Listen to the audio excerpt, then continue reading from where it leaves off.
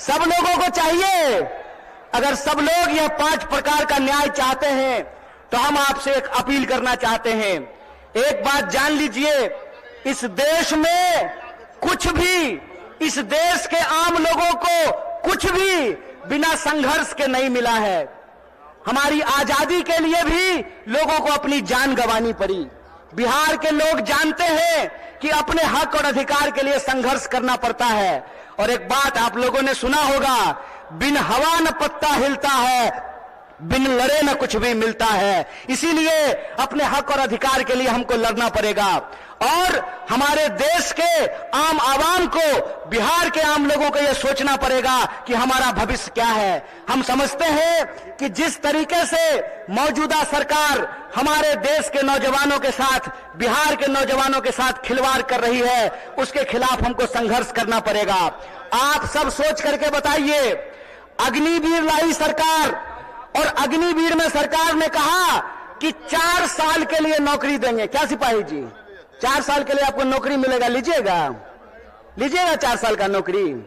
और यहां मंच पे बहुत सारे एमएलए साहब बैठे हुए हैं, बहुत सारे एमपी साहब बैठे हुए हैं। प्रधानमंत्री बनेगा 5 साल के लिए और सेना का जवान बनेगा 4 साल के लिए। बोलिए बेईमानी है कि नहीं है? ये अगर बेईमानी है तो बेईमान को बेईमान कहना चाहिए कि नहीं कहना चाहिए?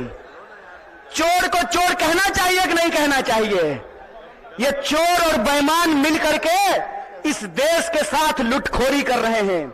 इसीलिए हम आप तमाम नौजवानों से यह अपील करना चाहते हैं कि एक तो हमको नौकरी नहीं देते हैं, दूसरा हमको शिक्षा नहीं देते हैं, तीसरा किसानों को उनके फसल का दाम नहीं देते हैं, चौथा मजदूरों को न्यूनतम मजदूरी नहीं देते हैं, और पांचवा इस देश की जो आधी आबादी है उसको समान जीने का अधिकार नहीं देते हैं। मैं पूछना चाहता हूं, डॉक्टर बाबा साहब भीमराव अंबेडकर ने संविधान बनाया, कांग्रेस पार्टी ने संविधान बनाया और उस संविधान की ताकत यह है कि डीजीपी का वोट एक होता है ना? क्या बोलिए सिपाही जी, घबराइए नहीं, डरिए नहीं। डीजीपी का वोट एक होता है ना, और आपका भी वोट एक होता है, मुख्यमंत्री का भी वोट एक होता है, और रिक्शा चलाने वाले का भी वोट एक होता है, जूता सिलने वाले का भी वोट एक होता है। यह जो वोट का अधिकार है, इस वोट के अधिकार का हमको इस्तेमाल करना पड़ेगा। अगर वो हमारे वोट का इस्तेमाल कर रहे हैं अपने बच्चों का भविष्य बनाने के लिए, तो आपको अपने वोट का अधिकार का इस्तेमाल करना पड़ेगा अपने बच्चों का भविष्य बनाने के लिए। और आपको इस सवाल का जवाब इस देश की हुक्मरान से पूछना पड़ेगा कि आप एमपी बनिएगा 5 साल के लिए, आप मिनिस्टर बनिएगा 5 साल के लिए, आप प्रधानमंत्री बनिएगा 5 साल के लिए, और हमको सेना में देखिएगा 4 साल का नौकरी।